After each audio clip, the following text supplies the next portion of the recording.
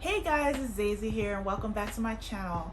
On my last video, I made an announcement talking about how I got a new construction home in the South, and I just wanted to answer some of the questions that I've been receiving.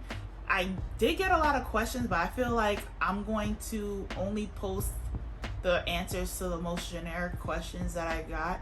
I made a list of like 5 or 6 questions.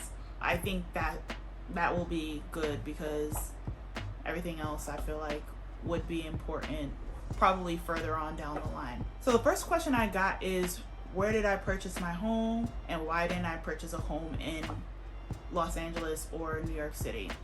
I bought a house in Georgia, in Atlanta metro area to be specific. I decided not to buy a house in New York or Los Angeles just because of the fact that, you know, I've lived in New York all my life. I see what you could get for your money, and LA ain't it any different.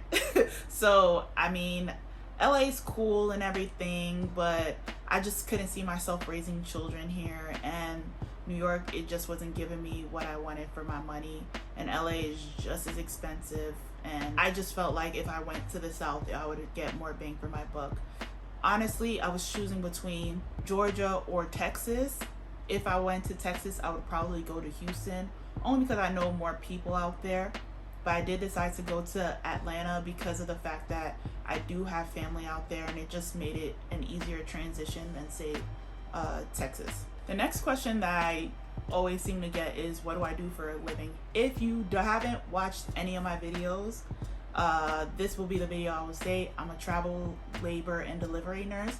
I have been doing that since 2019, so almost 3 years now, and I love my job. It's amazing.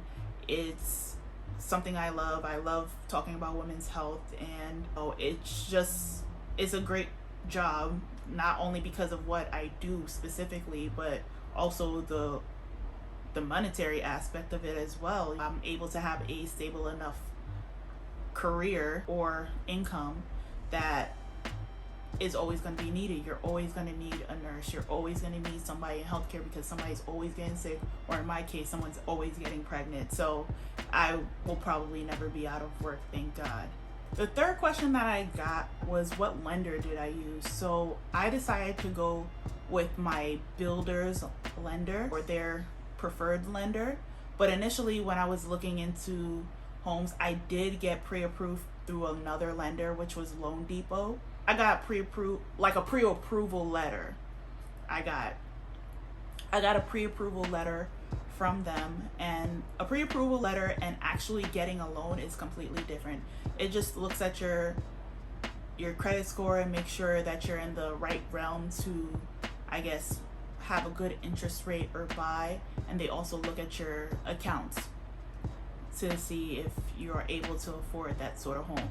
Now, just because you can afford a certain amount of a house doesn't mean that you should like go and get the amount that house is worth. I decided to get a house that was a little bit more affordable for me, and it was a decent size, so when I decide to have a family, it would be a good home for me to grow into.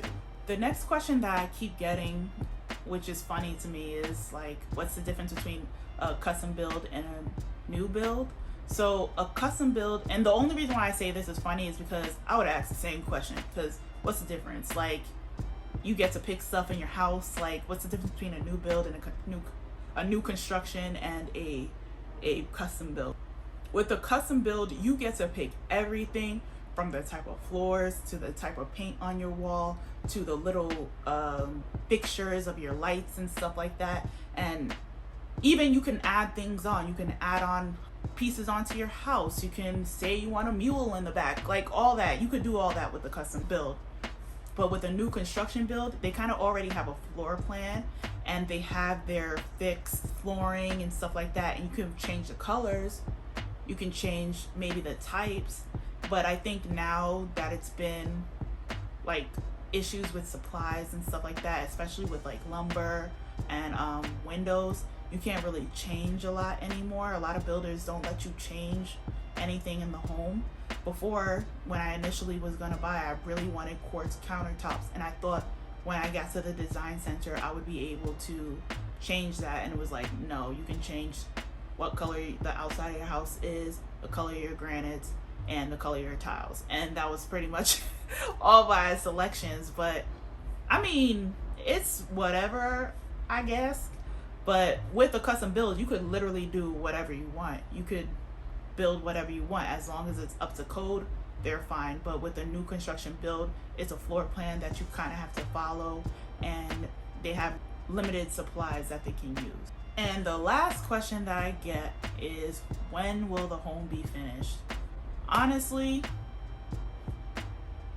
I don't know.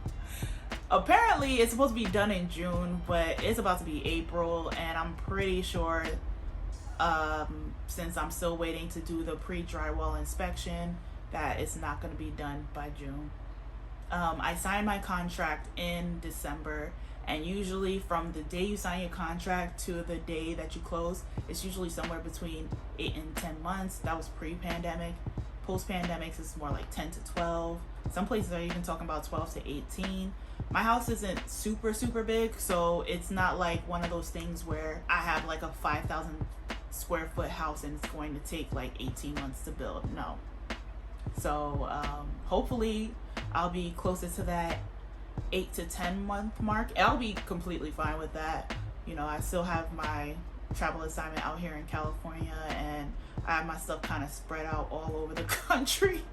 I have a storage unit in New York still. I have all the stuff that I've acquired since I've been in Los Angeles the last 2 years. I am not going to rush this move for myself. I'm going to slowly move in, because it's, even the thought of moving is kind of overwhelming for me. But yeah, so I'm excited that, you know, this house is due to be closing in June. I will make another video when I do my pre-drywall inspection and kind of show you guys, you know, what they're looking at, because we'll do a whole walkthrough when it comes to what's in there. And the reason why I'm doing a pre-drywall inspection is because I read a story, because you know it always starts with stories.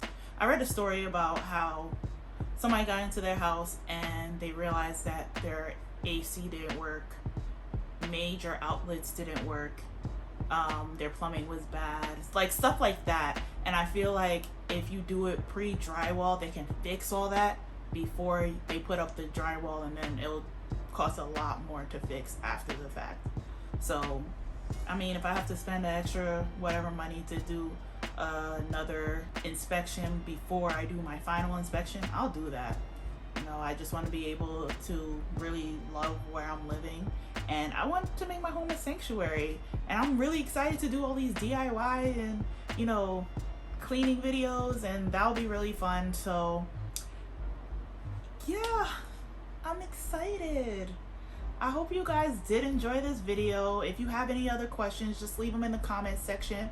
I think that it's kind of cool that new constructions are becoming a thing. Maybe it's because of the fact that I'm getting one now, but I feel like I see a lot more.